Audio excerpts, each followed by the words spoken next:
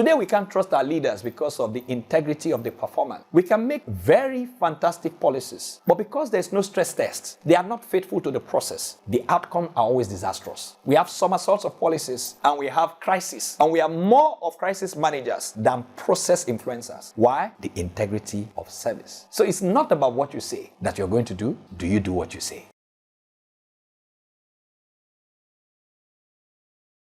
Imagine having a business where you don't have to chase customers, but customers are chasing you. What would happen if your products are sold even before you make an offer? Some years ago, I think it was Bentley, before Bentley was produced, it was advertised to only a few. There was no ad, but it was oversubscribed. There was no ad, they only talked about it, and it was oversubscribed. They had to return some people's money. However, it was an exotic product, but it was oversubscribed even before it was produced. Can you compare that with what is supposed to sell that is not selling as a business? Today, we'll be looking at 3 critical factors that will help you succeed in business as a Christian. The fact that we mentioned that as a Christian does not limit the boundaries of our knowledge on how to do exceptionally well in business. These principles are not limited to only the business or kingdom-minded individuals. It's applicable to you, but these are underlying principles that determine whether you will succeed in your business or not. Everything we do in life is business. It only takes you to be business-minded. And the 3 factors we're going to be talking about today, they are inevitable for anyone in business. Even if you're on a job, in order for you to grow, you will need these 3 factors. You work for someone, or you have your own private business, or you run your own private enterprise. These 3 factors are like a triangle. They are equal in their measures, their values, and their effects on business. Business that is done shabbily, of course, you don't expect a repeat patronage. If you're going to dominate in your own field of business, these 3 are inevitable. I'm sure you're already eager and curious to know what these 3 factors are. I'll mention these 3 factors, and then we take them one after the other to unpack them. The first one is discipline and faithfulness and righteousness. This triangle, discipline, faithfulness, righteousness. For short, you can call it what? DFR, right? You can call it the DFR model for business success, right? So we see discipline. It was Benjamin Disraeli that said, discipline is the soul of an army. It does not matter what you do. The iron law of success is discipline. Discipline is not doing things because they are convenient. Discipline is doing them because they are the right things to be done. They are the appropriate thing to be done. Discipline is the respect you give to your routine if you're a professional. Habits are profits, but it takes discipline to keep a habit. If you must stay consistent in order to get a goal, let's take, for instance, you have a sales target. Let's say you are a salesman whose target is to sell 10 or 10,000 products per week. It takes discipline for you to sit down and to break down the 10,000 items you have to sell per week into days. How many you have to sell per day? If you work 5 days in a week, it means you have to sell 2,000 per day. How you are going to sell 2,000 per day will take another dimension of discipline in having a script of success, which is to determine who to call, where to market, and how to find your market, right? No market, no business can succeed without sales.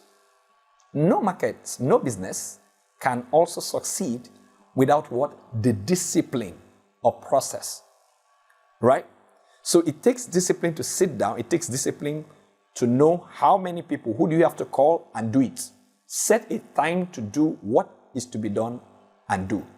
Discipline is not a nice to have skill. It's a must have assets. Discipline is what makes training valuable. Training is one investment that turns a resource into an asset. What do I mean? You can be a resourceful person, but if you are not disciplined, you are not an asset. Because you are not dependable, you are not credible. You would never meet deadline without discipline. You will always operate time bad. Pizza. We have McDonald's pizza.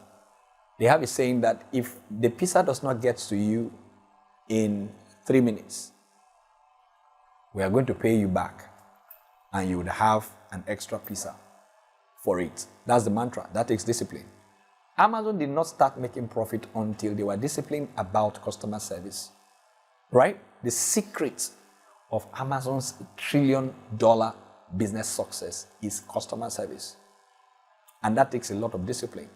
There are a lot of people that cannot handle objections and questions from customers. And irate customers require a measure of emotional intelligence. You cannot be emotionally intelligent without discipline. You can't serve at any level without a measure of discipline. You cannot keep your budgets without discipline. A lot of people, the reason why some people are bankrupt today and in debt is because they cannot discipline their appetites and desire. It takes discipline for you not to overshoot your expense budget. Right? Like one of the presidential aspirants in Nigeria once said, you don't pay the bills of a drunkard when he's still at the bar. That takes a measure of discipline. Until you are disciplined with your budgets, you will always have an unfavorable balance. It's the same thing with business. So, business discipline shows in your goals, the goals that you set, in order for you to follow straight to the goal, follow through to your goal takes discipline. Showing up consistently takes discipline. Scripting job descriptions for those that you engage takes discipline. Discipline ties all efforts together to produce profit. So if you want to succeed in business, you cannot afford to be indisciplined. And discipline is about meeting the specification of customers, working, producing the quality that the customer requires of you. Saying you are going to be present at the place and being there at that particular place takes discipline. If you respect other people's time, it's a function of discipline. If you can supply the service within the tax time is the time that is required for the service to start and to finish. Finishing within that time is called productivity. If you're going to be fast and efficient on your job, it takes discipline. So you can see, discipline is an inevitable requirement for business success. It doesn't matter what you do, whether at a low ebb or at a sophisticated level. It takes a measure of discipline. Right? Number 2, faithfulness. Faithfulness is the fact that people get what you promised. What you said is what they get. Today, there is more that is said in packaging and branding than what is experienced in real terms. People package a lot of things, and there is what is called cloned excellence, right? Cloned excellence is make it seem like it is, but in real sense, it is not. And that's why today we have projects that are written, and you have AI detectors that will tell if it is AI written or you did it. So there has to be some element of work that is right. That's what it means to be what? Faithful. Faithfulness simply means that this is what you say. Your process, there is proof of your method. Your method works, right? The results that you say you will get is what we get.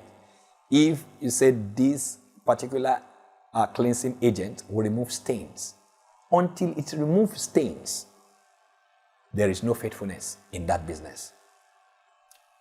Most of the time, partnerships are difficult. Partnerships that should bring expansion are difficult because of what? Faithfulness. People are not true to their words. Faithfulness is about integrity, right? The integrity of action, integrity of numbers. There's what is called creative accounting. As I studied accounting, so as an accountant, even though I didn't practice, there's creative accounting, where the books of accounts are meant to showcase what in real terms they are not. It's just like when you start a business and you employ your family members without a system. You would have the papers, but the money would not be there, right? Simply because there are no systems in place and because the structure that should keep other people in check. So you have the numbers, but you don't have the money. The money is not there, right? So you see, faithfulness, the one that is faithful in little, more will be added unto him. Are we together? And that's why he said, come into your rest, you faithful and obedient servant. So faithfulness is the criteria for rest in business.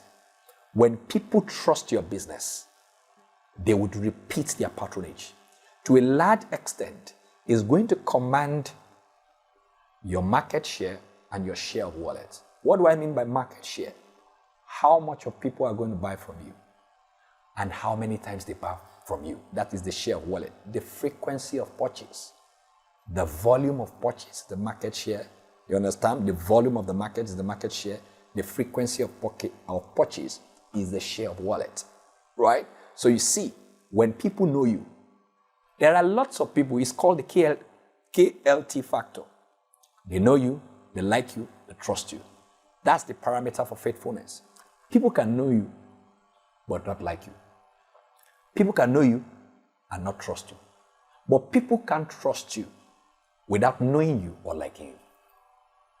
So you see, trust is a big game in the world of business.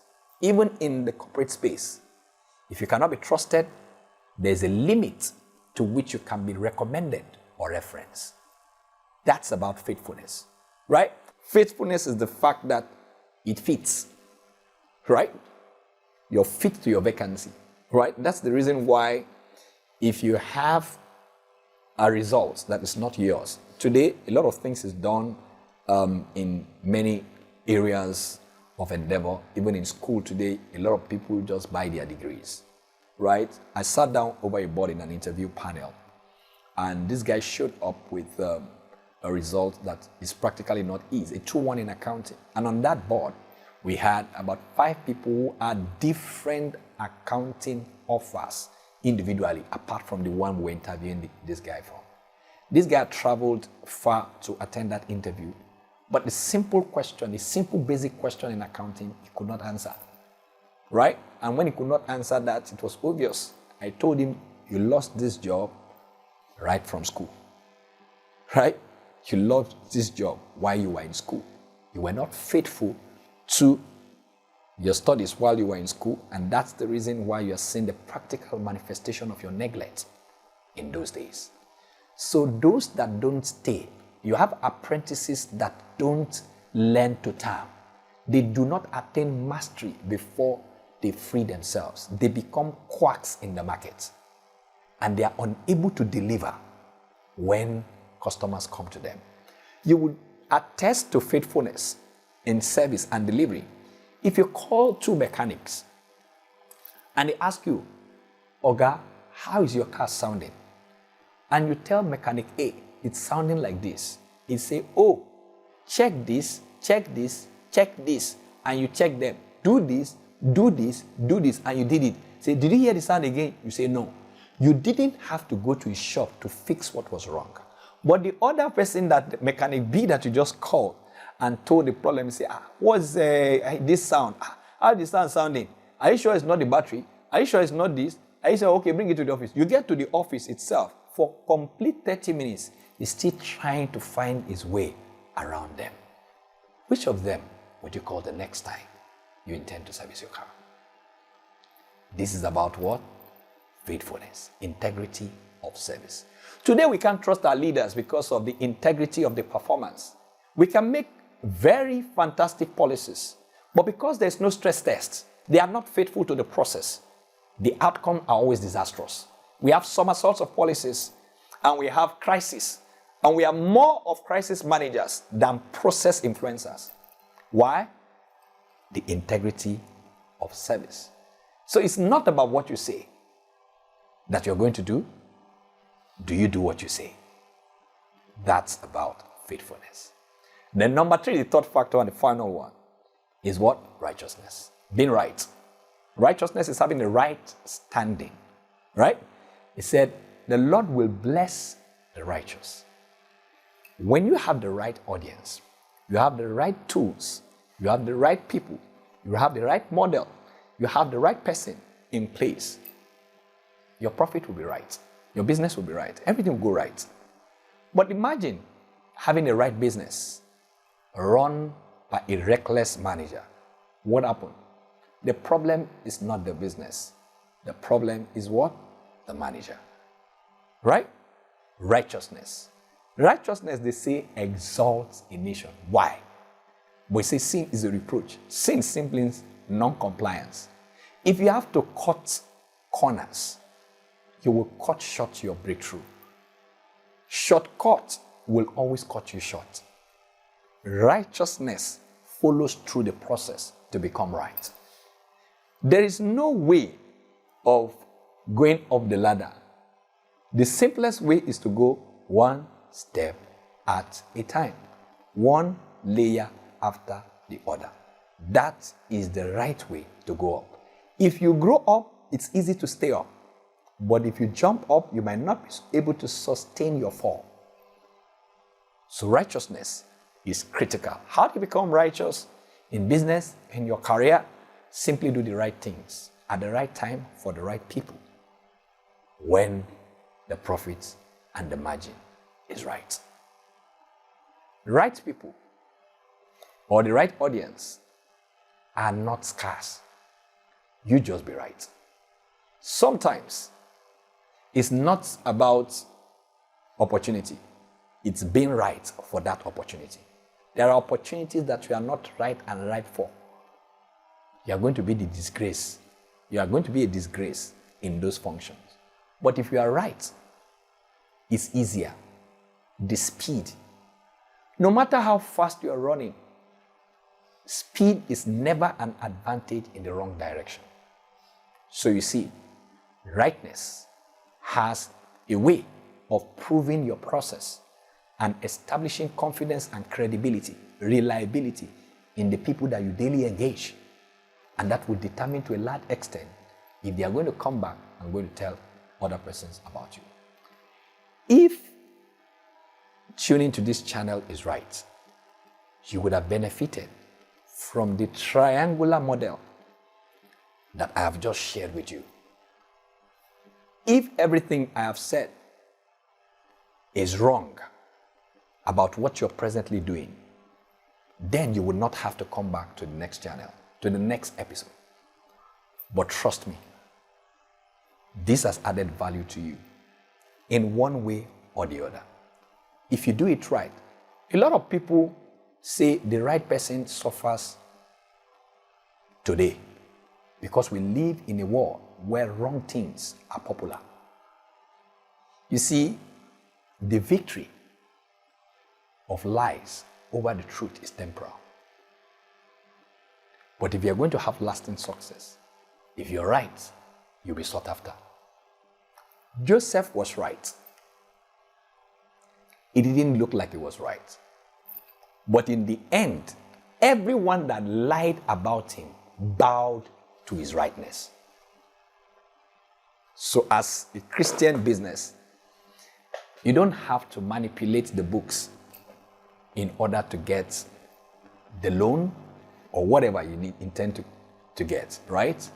Manipulation is not part of the script, but righteousness will make everything right in his own time. He said God makes everything beautiful in his own time. When you are right, it's easy to be referenced, recommended, and referred. When Bezalel was the right person to help Moses to deliver the project that God gave to him, God was the one who recommended Bezalel to Moses. God can't recommend you and men reject you. This is the stake that righteousness holds in the hands of the believer, superior to any form of competition. Mastery is rightness at peaks, the delivery of service without the use of conscious resources. That is what is called mastery. It means you're right all the way. Things get fixed when you're there. When the right person is in the right position, people don't mourn. People don't complain. Everybody rejoices when the right person is there. But when the wrong person occupies a right position, there'll be catastrophe. And that's why in our nation today, all strategic offices, because they are political compensations, we have the people groaning. When strategic positions are political compensations, then there will be a problem. When the pulpit begins to be politically correct, there's what is called political correctness, Abi? Shebi? So there's nothing like being politically correct. It's either it is right.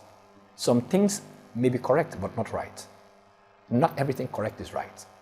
But if it is right, it is correct. These are the fundamentals. They may look like righteousness is not going to bring you money. It is going to create the avenue for the amplification of your wealth, sustainability of your wealth, and the prosperity of your existence. It might not sound very, very well logical to the ears, but these are the principles that have kept those that occupy the top 1%. I tell you, there is more competition at the bottom than at the top. To get to the top, righteousness is the ladder. All that I have said might seem very counterintuitive. Yes, I know. But these are the fundamentals that determine the stability of your success. It takes a measure of skill to succeed in anything, but it will require a quantum of capacities to sustain that success. The shock is this: there is more competition at the bottom than at the top. Righteousness is that ladder to the top, and staying at the top only requires more righteousness. When you're right, things will go right. It might take you a bit of time, but you're going to last longer than those who told the lies. Lies can only sell for a while, but the truth will always sell. I know this has added value to you, and if it has, I would like you to share your takeaways in the comments, and I would want you to be in the audience again when we come the next time. My name remains Julius Afolabi. Thank you for staying with me, and God bless you.